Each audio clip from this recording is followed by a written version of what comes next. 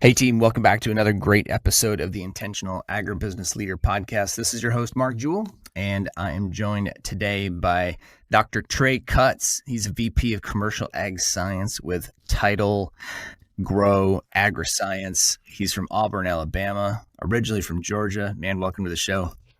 Yeah, appreciate it, Mark. I've seen you for many years now, so privileged to finally join. Yeah, man. Excited to have you on and dive in. We're getting to know each other a little bit. We got some common background fraternally speaking in the ag industry, which is kind of fun. So always good to have that. Had a lot of good AGRs on the show, probably other fraternities too. Don't want to downplay and leave anybody out. And I've got my favorite. So but you get the same opening question everybody does, regardless of your background. What's it mean for you to be intentional? Oh gosh, and I probably should have reviewed like all of your episodes to make sure I say something unique, but I'll just say what comes to mind is most genuine. But I mean, I can give you the, more the textbook answer, which I think all of us try to abide by, right? Which is, leading with clarity, leading with purpose, having that foresight, right, to give our teams the right direction.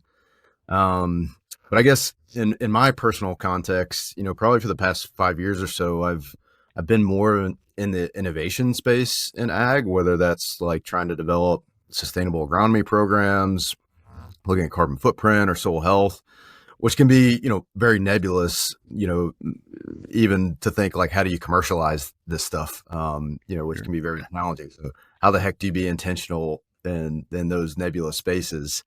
So, I mean, that's been tough for sure. I probably haven't gotten it all right, but I think the other challenge is for intentionality, in agriculture, it's kind of paradoxical, right? Because we work in such long time frames, right? We work in yearly cycles, we almost work in like generational things. So like trying to create change and that type of strategy is very, very difficult. So I have to say, especially on the innovation side, you set quarterly or even yearly intentional goals, right? And I've rarely seen those come to fruition, and actually meet your outcomes that you set out to do. There's just so much nuance and change that you've got to, be able to deal with, which again is somewhat paradoxical. But in complete honesty, in these last few years of my career, I think I've just tried to aim, to create that long-term perspective, right? And be intentional in that. And as long as we're setting the right North Star, and the right, why for our teams, that allows for a degree of change in your strategy or even failure, right? That, is just a part of that intentional process. Yeah. Yeah. I like that, man. I like the emphasis on the long-term future, and then which allows us a little bit of forgiveness, I think, in the near term if things don't go well. 100%. Yeah, you've got to have that. I mean, in this day and age, like I said, if you're trying to stick to a certain plan or even define what success looks like, 1 or 2 or 3 or 5 years out, you're just going to be severely disappointed. So, it's more setting the why and those North Stars. Yeah, big time, man. How do you what does it look like in the research side of things? I know that a lot of us are just good old fashioned salespeople that just sell the stuff that you guys put together over there. Yeah, it is a unique challenge for sure, right? Because again, we work on yearly cycles, we set up our trial plan, and we got to move through to see success. And in my group, we work very close with our sales team. Like we're here to, support them and support the business. Right. And so it's very hard to be agile with research to meet, changing needs, right? And so I don't have a good answer for you. I'm just saying, it's a perpetual challenge on the research side that, we're trying to meet, changing dynamics, changing customers, but working on a yearly cycle. So you can imagine, how that conflicts. Well, I just think it raises the floor for what you do and what you don't do. Right? Because because the cycle is so long, like I can't run a new iteration every 10 minutes or every 10 days. Right. Yep. So, if my iteration is 365 days, then, for me, at least that becomes a filter to filter out things that likely won't have some sort of net positive impact or don't support whatever it is, or, prove or prove my hypothesis, I guess, right? Is that a fair way to put it? Yeah, absolutely. And I'd say the other part of that is, like, speaking of being intentional, right? Like, me and my team, like, we have to really, like, look at our goals, set those goals, and be able to have the fortitude to stick with them. And a lot of times, we'll get pulled different ways from the commercial organization, and I empathize with those, and we're there to support it. But a lot of times we have to say, hey, look, we're sticking to, this plan. We can adjust as it goes along, but here's where we are, and we've got to all work together to work within that framework for the time being. Yeah, big time. I'm in my mind, Trey, I'm making correlations between that, but then like also developing a team member. Yeah. Because you have to sort of have that long-term vision in mind of where you hope that person wants to get to and is willing to work to get to. Right. And then you have where they are today. So let's just take it's an entry level person or somebody who's new in your company. Then there's all these like little things that impact whether or not that person's going to engage. Are they going to enlist in my mission? Are they, then what do I have to do to equip that person, right? To be able to go forth and then be empowered, right? To take action and move in that direction. And like the people side of things is the most frustrating stuff, right? I mean, a microbe is going to do what a microbe does, right? And a seed is going to do what a seed does, and then you can tweak the genetic or tweak whatever you want about the environment, but like they're a little bit more predictable than people. Yeah. Actually, you have to be more intentional, with how you approach your team and your culture, your business, the people you're hiring. Does that make sense? Oh, completely. Well, my mind goes to being like intentional in our value propositions, right? And making sure that, we're bringing, a level of agronomic integrity, right, that is appropriate for the market. And, because we can't bring value to the industry or farmers, if we're being disingenuous about, what our value proposition is. So that's definitely part of it. And the other side, it's setting expectations for the team, like what can we achieve and what's realistic to achieve, one with the given technology that's in a company, and then the time constraints we have to work with. And agriculture, you have to be okay with that. Yeah, big time. I've been reading through actually multiple times already. I really love this book. It's called The Science of Scaling. Ooh. By Dr. Ben Hardy. So it's gonna get all my science people, but it's also really a business book, a thought leadership book in the business space. So one of the things that he talks about here in the book, chapter 1 is about setting a goal so big that you think it's impossible, right? So it's about really extending the thinking like beyond. Basically, what he defines as an impossible goal is a goal that you can't get there with your current level of thinking. So you actually have to shift how you think or learn new things or acquire new resources in order for that to become true. So if you can think it through, then it's not an impossible goal, right?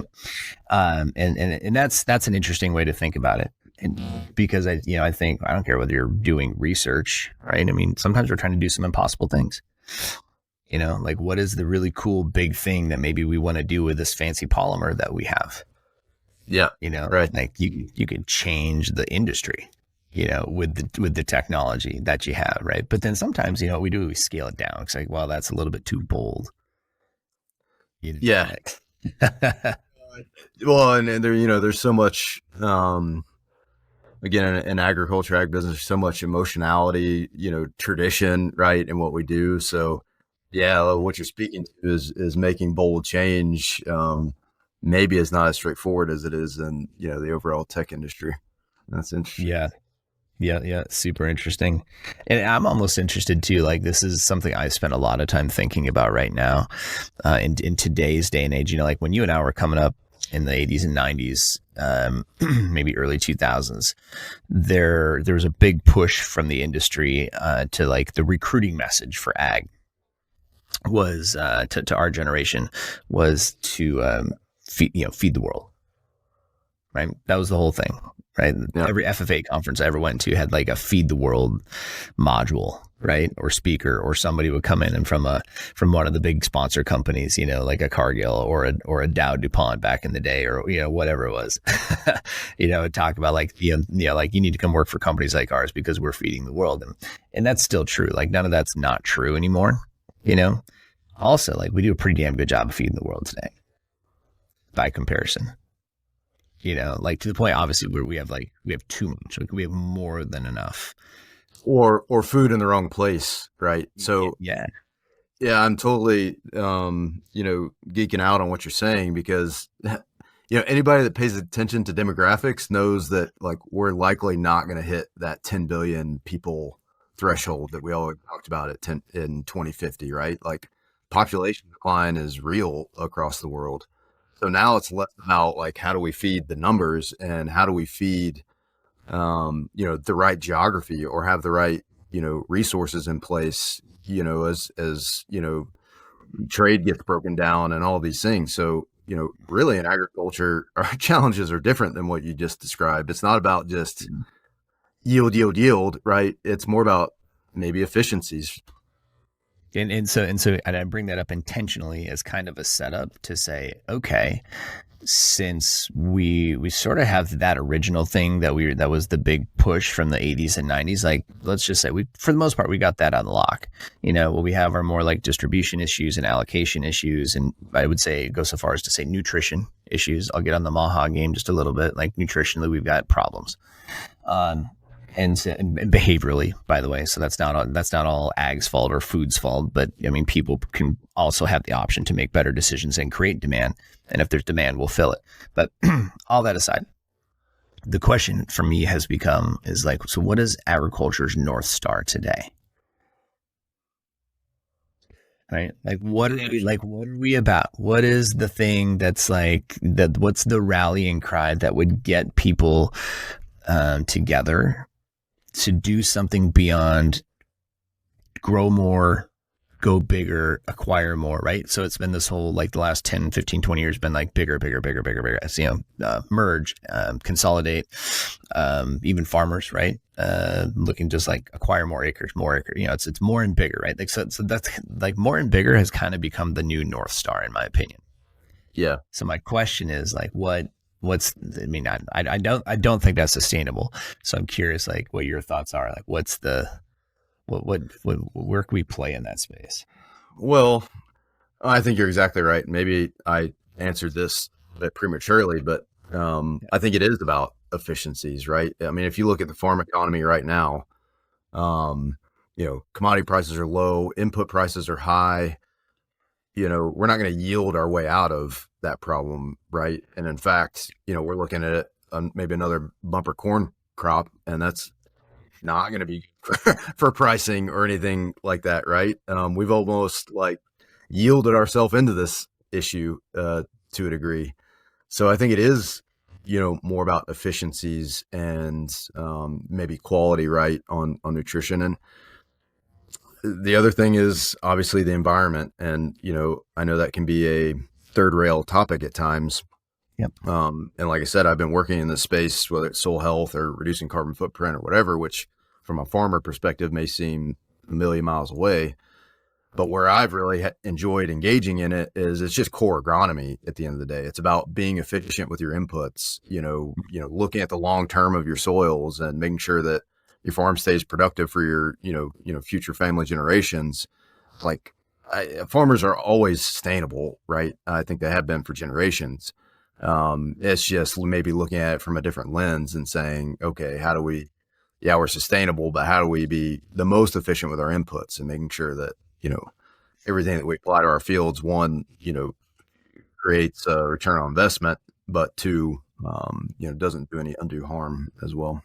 Yeah. So those are the rallying cries I've seen, right? Whether that's at the farm gate or not, right? The industry's pressured with those. Yeah. I love it. I think you're on the right track. I don't have the answer to this question. I've been saying it on my show. I've been saying it on other shows. I've been saying it in our coaching calls with we got a 250 people in our coaching programs, right now. And I'm just like, so what is it? Like, what do you guys think? And it's got to be about something bigger than ourselves. You know what I'm saying? Like that's obviously what we're shooting for. So I'm always curious what people's thoughts are. Also, I mean, I think you guys are doing some cool things at Tidal, that certainly might, play into the efficiency side and some of the sustainability stuff. So talk to us a little bit about Tidal Grow Agroscience and what you guys are doing over there. Yeah, I mean, it's a lot of these same themes, Mark, that's really got me excited. At the core of what we're doing is, a novel manufacturing and bioengineering process of a novel biopolymer, candid. So essentially, a little bit different from, the broader biostimulant industry or things like that is, we're really manufacturing core chemistry. We're just doing in a quote bio way, but also, more of a circular economy approach where we're taking, seafood waste streams that were going in the landfill or back in the ocean and, creating domestically produced, core chemistry inputs that go into agriculture, quite honestly. But, we're also playing in a number of other industries that are hungry for ways to reduce the forever chemicals, right? Whether it's in, plastics materials or trying to figure out how to, treat municipal water without heavy metal flocculants, and how do we have something that's more biodegradable and friendly. So, sure. Yeah, so that really gets me pumped up. And, the ag side, obviously, is just as diverse, whether we're tackling crop protection, crop nutrition, or, some other elements where, some of that base biochemistry can create those efficiencies, right? Yeah. For the simpletons in the room, can you help us understand what's a biopolymer? I mean, so a polymer, right? You can think of as kind of what we think of as plastic, right? Or silicone, essentially a molecule that we use for, base industries. And all bio means is one, it's bio-derived, so it's derived from a natural source versus, like an oil-based polymer or plastic, and it ends up being, benign to the environment. So, Gotcha. Yeah, good question, because bio sometimes get the connotation of alive or, things like that. But in our time, all it really means is it's naturally derived and, not causing any undue harm to the environment. So. Yeah, no, that's good. That helps me. I think it helps a lot of other people. I think a lot of people who listen to the show probably will get tasked with selling something like this, right? Or one of the products that gets created, and it's like, can we actually define what that is to the grower and why that matters? Yeah. And that's where, with us and our team, hey, farmer efficacy, return investment is number one. Like, that's table stakes. You got to have that for any even bio-based product to make it to market. So that's where we're starting, is just core agronomics, bring another mode of action to the table, right? And by the way, it happens to be bio and meet these other type of goals that the industry is asking for. You bet. No, that's cool. I appreciate you covering it, because it's like, how would we define that? If somebody asked me, could I sit down and tell them? Until about 2 minutes ago, I think the answer was no. And space out there for sure. Yep. And I've got the question. There's there's at least 5 other people got the same question, so that was for you guys. That's cool. So, what got you here? Give us a little bit backstory and like where you came from and how you wound up in this role. Yeah. Oh my gosh. Well, one, I try to keep it a secret as much as I can, but I really can't. That, like, I didn't come from a farming background, right? I grew up in the Atlanta suburbs, which, thankful to all my Georgia AGR compatriots, they forgave me for that, and welcomed me in. So I didn't get into agriculture and all that till I really got into college, and Cool. fell in love with it for a career, and tried to find my way to, play farming at times as much as I could. But I've really found value and found meaning in, more just trying to help and support the farming community, whether that's, through research, or, trying to bring the right products to market. So, Mm. I've been fortunate to, cut across a few different fields in agriculture, from crop protection, weed science, plant breeding, agronomy, which at times makes me feel like I'm an expert in nothing, right? Mm. But from my perspective, it allows me to maybe have more of a broad view on things, which is not going to make me the number one expert in the room all the time, but allows me to, maybe have more of that intentional strategic direction, Mhm. by, being blessed to have had all those experiences. Yeah, that's cool, man. What would you tell an employer that is bringing someone on board that maybe doesn't have that upbringing on a corn soybean operation? And by the way, me too. I grew up on a leech farm. Like my dad was a wholesale fishing. Yeah, like we sold leeches for fishing bait. That was my dad's business. And so That's a whole nother podcast. yeah, I don't know, episode. That's a whole nother series, Mark. we can do it now. We can do it back to back, and you can interview me about that. But I mean, I got an FFA and ag ed and stuff in high school, and then decided to go get an ag ed degree at the university. So that's how I got into the industry.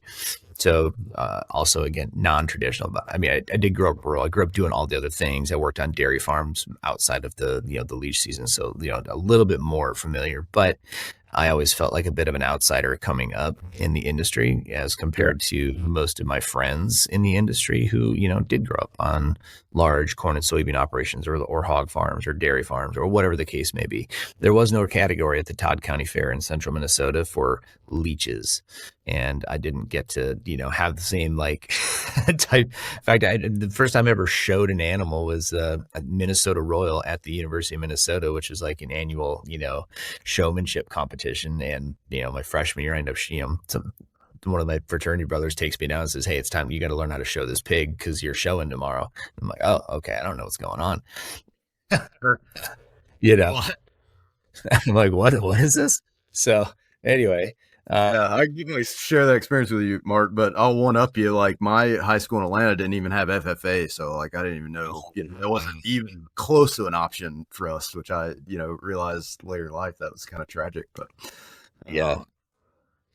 But I don't know, I think I just always used it to my advantage, by, not bringing a ton of bias into the room, when trying to solve for solutions. And I found that's been helpful for me, like seemingly be an outsider. I'm not sure at the end of the day, I'm much of an outsider, but, I just, there's an advantage there of like not bringing bias in there. There's a disadvantage, right? Because I mean, sometimes I have to work extra hard to be connected to what's going on ground on the farm because I don't, have that in my, my daily life. You bet. It's a bit of a challenge, but there's also a huge advantage of being able to maybe think out of the box, especially more agribusiness settings. Yeah. Well, I think it does help. It helps you see things differently than other people see it. You don't have preconceived notions. And that would be my advice to employers who are listening to this, is if you've got people who are willing enough to come and work in this space to want to learn and earn their way into it, then you have somebody there who see things differently than you do. Yeah. And, so there's certain limiting beliefs that I don't have that people from the ag industry do. And it's what makes, as a consultant, it's one of the things that makes me really good. I didn't appreciate that until Christina and I got married here about 6 years ago. And she also, like, even less from the ag industry, like grew up in Italy. Dad was in the CIA, moved around the world, like all this kind of like, so very like, I'm talking like complete opposite from some guy that grew up in a little podunk leech farm in central Minnesota. So I mean, like, had a lot of nice things as a kid, got to go to, see nice restaurants and stuff that we would only maybe seen on TV if the reception was coming in, right? So, like, you can't imagine a more, but, and so now we run the business together. And so she, even more so, sees things differently than some of our customers do.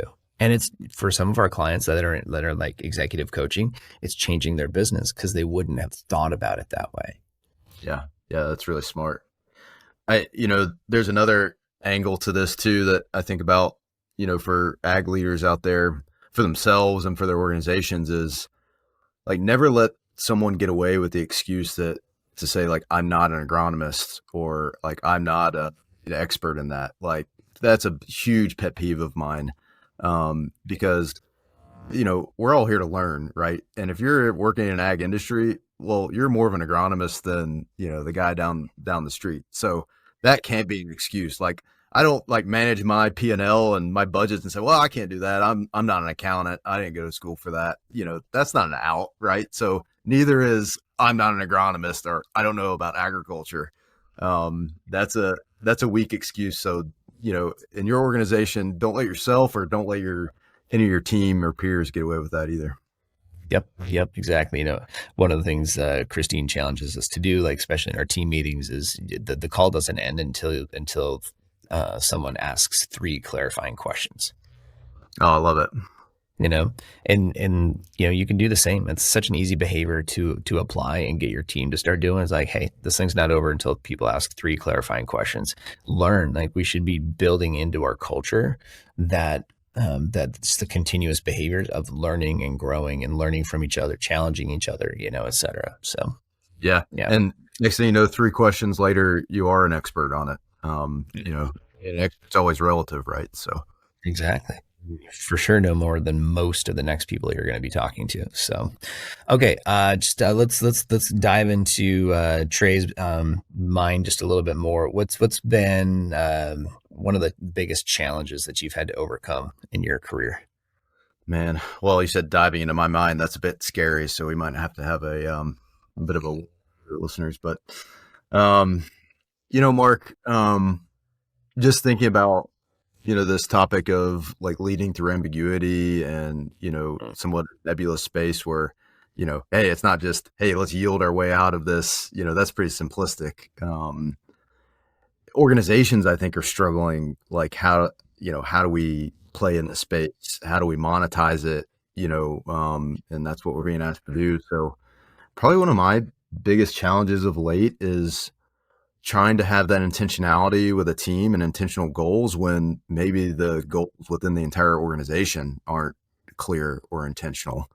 And I'm not saying that to, call out any fault. It's just, the reality of, the world we live in. So how do you do that, right? Do you level with your team to say nobody knows what's going on in the organization, or do you try to blow smoke and say everything's fine and here's what we're going to do? And I don't know. It's probably some balance of that, right? I always think of the Saving Private Ryan quote when Tom Hanks says, complaints never go up. Or complaints never go down. They always go up, right? You can't like complain to your team that, oh crap, the organization doesn't have it figured out. Yeah.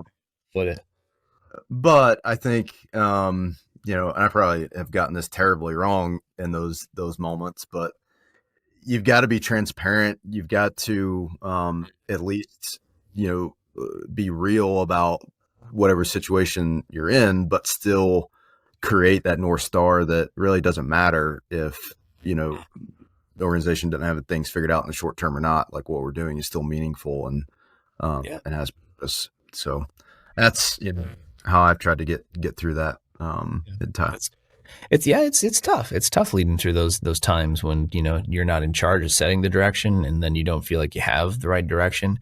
I think the other thing I would add to that, and I think your answer is great, and I would just add that, man, go advocate. Like, if you are in that leadership role, go advocate for your team. Go get some. 100%.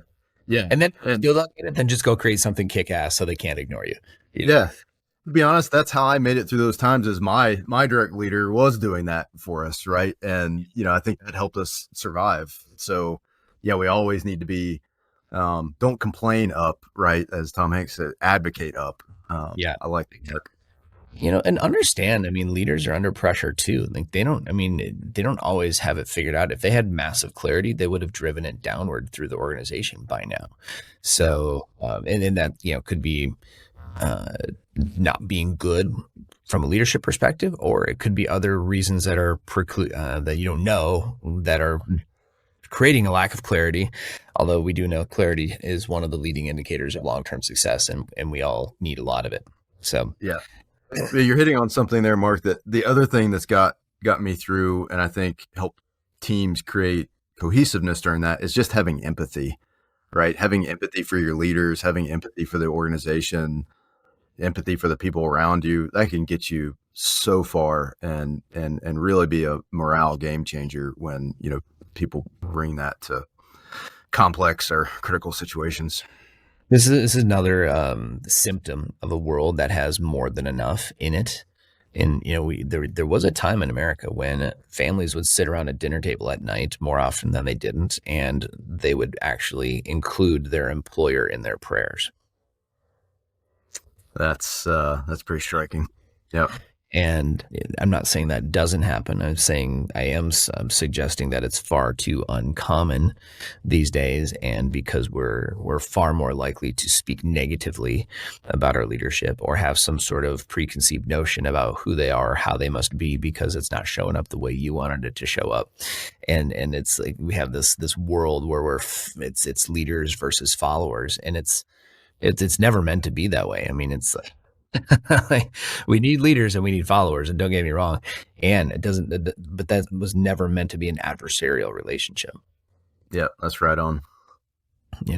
So things are so good in America that we literally can have and sustain the problems and the disrespect that happen. It's you just go flip through LinkedIn and look at some of those shorts, and you got these 22-year-old kids on there talking about like how to deal with living in a toxic work environment. I'm like, kid, you don't know toxic. You have no idea like what toxic is. Yeah. At your age, you haven't even you need to get out there and get your jaw busted for a little while and then live through that. Kidding. Yeah. Yeah. And the other thing to say, whether it's American agriculture or whatever, we do take for granted every day what we have in this country. And I can speak to that firsthand. Yeah. It's like, think about it this way. Like, what are you guys having for supper tonight? Whatever we want. I mean, whatever. Literally, like, maybe you're like, I don't feel like cooking. We can go out tonight. Yeah. Right? Or like, what do we got in the freezer? Oh, we got options. Well, great. I mean, you live in a world where you can have options, and that's crazy. Yeah. I haven't not had a single thought so far today about what I'm having for supper. Yeah, because it's inconsequential. That's exactly. Yeah, that's how good it is. Right on. Oh man, what's been one of the so that was biggest challenge? What's been one of your biggest wins? Well, Mark, my mind goes probably something hugely cliche, right? But it's probably when I've gotten to look good because of my team members and the hard work and ingenuity that they've actually done that, somehow, I end up getting credit for in some weird way. But so I'm really trying to be self-aware about that and make sure that, it is a team effort. But I, can't help but feel a sense of accomplishment in those moments, right? Because, I like to think that I created some sort of environment or, path forward for them to be successful. But yeah, that's probably the times I felt most proud. It wasn't ever anything that I did. It was, maybe something that I just got to be a part of. Yeah, man. So good when you get the team pulling in the right direction and everything just works, like we have really good results with our Thriving Leader program. It's like 9.2 net promoter score in every single event that we do. And it's like, I don't say that to brag. Like, I just say to emphasize what you just said. It's like, I mean, yes, I show up and I help facilitate and I speak and do my part. But behind the scenes, like somebody was handling registration and somebody was handling a sale and somebody, was handling client onboarding and all the communication. I don't touch a minute of that. Back when I did all the things, yeah, sure, I did all that. But now, in these days we have systems and processes and, SOPs that do all of that stuff. And it's like, so here's what's cool. It's like, we don't get lucky. We get the same result every single time we do it. Yeah, that's not luck. That's Yeah. That's some intentional system you have there, Mark. Yeah, like someone see, like it's cool, right? Because it's like the team does it together. I'm like, hey, high five on, getting that piece down. Like the team added in a new step, with the event that we just ran this last week that I had no knowledge, but it was just a simple text message at the end of the first day that says, hey, give us a rating on 1 to 10 on how today went. What did you get? What did you not get? And how do we do better tomorrow? Yeah. Yeah. Now put that, but we got feedback in real time that helped us make an adaptation real time that benefited the customer. Like that's simple. That's nothing. Yeah. That's not surgery. That's not a polymer, but No. I didn't have anything to do with it, and that's what I loved. But it's a proud leader moment because, success happened without you even knowing really about it or, even having to influence a small part of it. You just set the environment for it to happen. Big time. And by the way, I wanted to touch on, double tap on that. When you say I set the environment, right? Like you as the leader, you curate the environment, and then within that environment, good things can happen. Yep. Well said. Okay, last couple of questions. What's your, you got a book, podcast, movie, something that you're like, hey, listen to this, watch this, read this, that you're like, this is a go-to? Yeah, I mean, I'm no superhero on these things, but I'll say one book that I think was probably the best professional development, but also probably more importantly, personal development, just my personal life was Crucial Conversations. Oh. So don't know if anyone's heard about it or done the process. It's a book, but it's a workshop. Yep. But to think about how to go into conflict in a productive, structured way without creating, what you said earlier, adversarial type relationships. You're just trying to solve, a mutual problem at the end, right? And that can be very hard to do, to go in and either correct something or solve for something and not, go on the offensive and thereby making somebody defensive. So Crucial Conversations, I think for me, like was so powerful, and like just think about it logically on like, how do you navigate, how do you have empathy, right? Like, try to anticipate where somebody else is at before you even go into the conversation. Yeah, been really beneficial. Yeah, like I said, both in both work and life. Cool. Love it. Great. That's easily one of the most common things that we all have to do. You may be the first person in 160 interviews who's actually recommended that book. Okay, good. Yeah. We get a lot of Jocko. We get a lot of stuff like that on here, and it's all good. It's all relevant. We get a lot of like good, Good to Great is certainly another good book. I've got a whole shelf back there behind me, and I'm picking off things and recommended. Like I voracious. My wife and I are voracious readers. We probably go through 6-8 books a month around here, and they're not all good. But Crucial Conversations is that's one that I've actually thought about. We don't teach a lot of other people's content in our business, but I have thought about doing that certification just because it comes up for so many of our customers. Yeah, no, highly recommended. Yeah, big time. Cool. Love it, man. Okay. What's who's been somebody who's had a significant impact on your growth and development?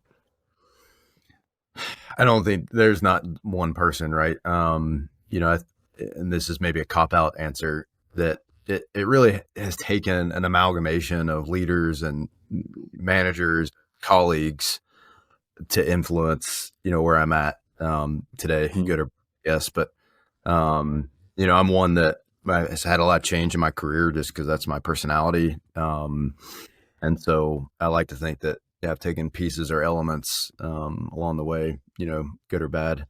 I mean, I can name a bunch of examples that I've learned from in that context, but, I don't think there's any one person that I necessarily try to like admire or follow, because, I'm an individual, right? And so is everybody else. So trying to take that more, like I said, amalgamated approach of learning from the folks around me as best I can. Good stuff. It's so good. It literally does take a village Yeah. for every Right. one of us. I think Yeah. about the number of people I could go through. I could make a huge list of people that have had a positive impact on my growth and development. And it's been, we can't do it without each other, which is part of the reason I ask the questions like, hey, who do we give credit to? Well, sometimes I just got to give credit to the whole stinking tribe because wouldn't be here without any. Yeah. A little bit of luck along the way, right? Yeah, yep, absolutely. Which reminds me, just a quick chance to say, like, hey, if you're listening to the show, you've got this far in, you're 40 minutes into this show, there must have been some value. So make sure that you share this with somebody else who you think can benefit from it as well. Make sure you're following, make sure you're subscribed. With that, Trey, any last thoughts? I just really appreciate what you do here and just being able to have a candid conversation about these things, Mark. I mean, it's valuable for me, so I'd take this as like a therapy session. So hopefully it's valuable to your listeners as well. Send you the bill. Yeah. Good on. Good stuff. Thanks for being on, man. Yeah. Thanks.